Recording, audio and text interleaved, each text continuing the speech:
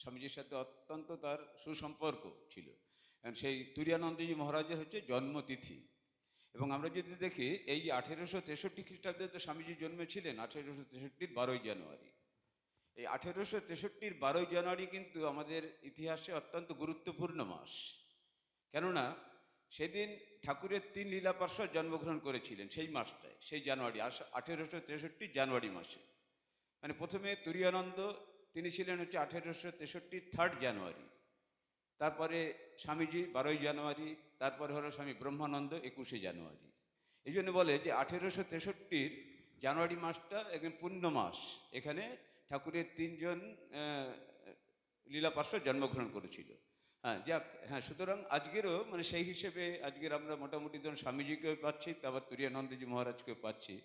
এবং ধরুন এই আজকের আপনারা দেখতে পাচ্ছেন যে আমাদের যে সিংহাসনে ঠাকুরমা স্বামীজির নতুন ছবি স্থাপন করা হয়েছে, যেটি করলেন আজকের এসেছিলেন নরেন্দ্রপুর রামকৃষ্ণ মিশন আশ্রমের অন্যতম সহ সম্পাদক পূজ্যপদ শ্রীমৎ স্বামী দেবেশ্বরানন্দজি মহারাজ।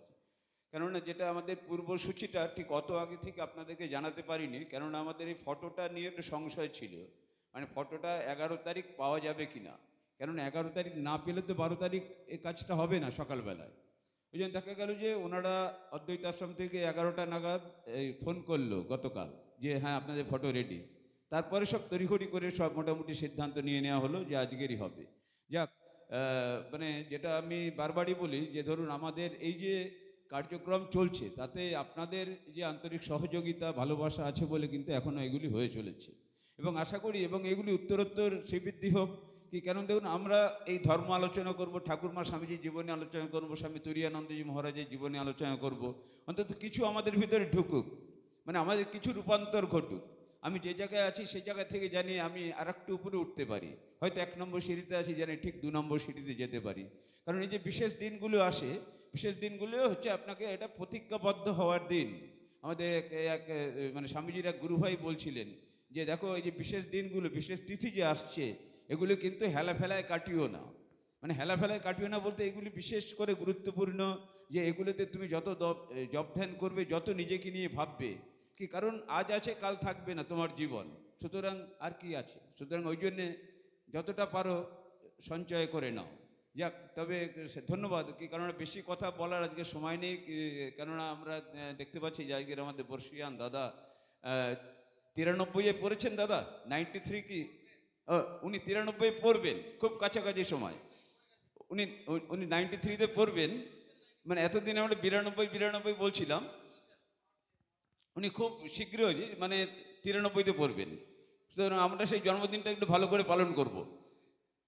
এই ধরুন দলবল নিয়ে এলো বা মানে সঙ্গী নিয়ে এলো, বলতে যে একা এসো, মানে ধরুন এই সাধন ভজনের যে গুরু কথা, এগুলো একা না হলে হবে না। হ্যাঁ, এই ধরুন আমরা 2-3 জন গেলাম, সেখানে কিন্তু ওই আলোচনাগুলি হবে না। ওই জন্য তিনি স্বামীজিকে বলেছিলেন, মানে এবং এই ঠাকুরের দেহ যাওয়ার 3-4 দিন আগে থেকে উনি কিন্তু স্বামীজিকে বারবার আসতে বলতেন, ওই সন্ধ্যের দিকে আসতে। তারপর সবাই যখন ফাঁকা হয়ে গেল, ওনাকে এই শাস্ত্রের বা আমাদের এই অধ্যাত্ম জীবনের সেই গুরু রহস্য কথা বলতেন। এবং শেষমেশ যেটা তো আমরা সবাই জানি যে ঠাকুর ওনাকে একটু ছুঁয়ে দিয়েছিলেন, ছুঁয়ে দিয়ে তারপর ঠাকুর মানে স্বামীজি দেখলো যে একটা বিদ্যুৎ শক্তির মতন যে ঠাকুরের থেকে তার দেহে সে ট্রান্সফার হচ্ছে, যে অদ্ভুত, মানে তিনি অবাক হয়ে গেলেন এবং তিনি তারপর সংজ্ঞা হারিয়ে ফেললেন যে ওই শক্তি।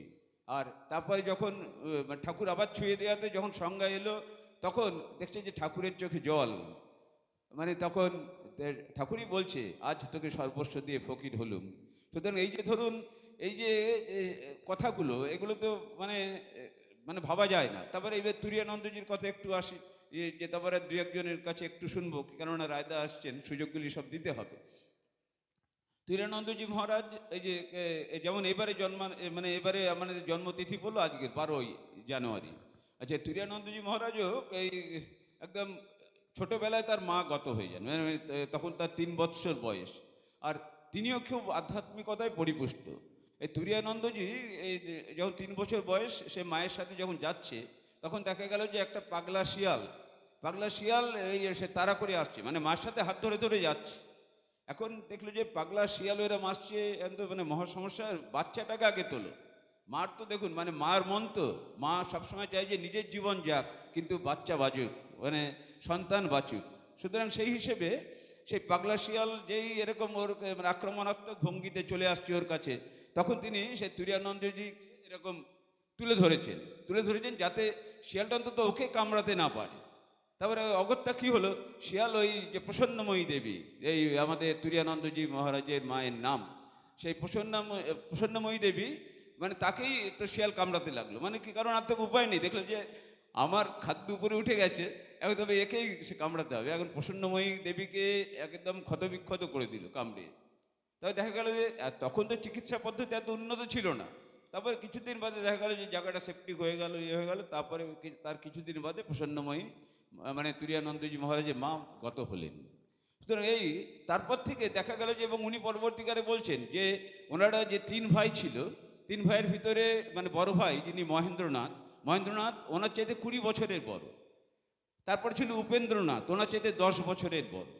ঠিক আছে, তারপরে হলো আমাদের তুরানন্দজি মানে এই মানে হরি মহারাজ। হ্যাঁ, সুতরাং এই এই যে ধরুন বয়সের গ্যাপ, আর এই যিনি মানে মহেন্দ্রনাথের যিনি স্ত্রী, সে কিন্তু মানে তুরানন্দজির এই যে মাতৃশোকটাকে উনি ভুলিয়ে দিয়েছিলেন। এমনভাবে তুরানন্দজিকে মানুষ করেছিলেন, এবং তুরানন্দজি পরবর্তীকালে বলছেন, আমি বৌদির বড় ন্যাওটা ছিলাম।